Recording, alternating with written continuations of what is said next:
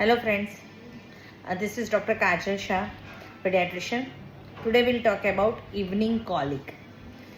બર્થથી લઈને 6-8 મહિના સુધી બાળકો અમુક વાર સાંજના સમયે ખૂબ જ રડ્યા કરતા હોય છે.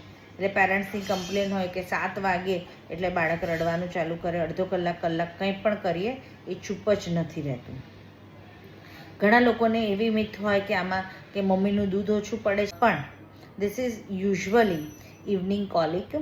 જ્યારે બાળક મધર ફીડિંગ ઉપર હોય છે ત્યારે એ દૂધની સાથે ઘણી બધી વખતે ગેસ પણ એના પેટમાં જાય છે.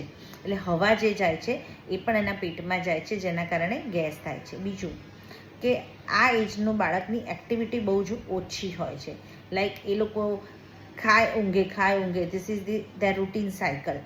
કારણ કે એમની સ્લીપ પણ વધારે હોય અને એમનું ફીડિંગ પણ એવરી 2-3 અવરલી ઇન્ટરવલ ઉપર હોય, એટલે ગેસ બનવાની પોસિબિલિટી વધારે હોય. સિમ્પલ ફીડિંગ આપ્યા પછી બર્પિંગ કરાવવાનું, એટલે ખભે રાખીને થાબડવાનું 10થી 15 મિનિટ. It is compulsory.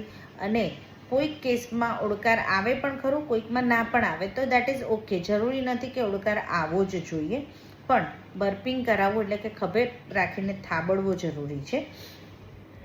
એ પછી પણ જો એવું લાગતું હોય કે હજી પણ તકલીફ વધારે છે તો ડેફિનેટલી કન્સલ્ટ અ પીડિયાટ્રિશિયન્સ, અને જરૂર પડે તો કોલિક માટેના ડ્રોપ્સ પણ આપવા પડે છે. Thank you very much.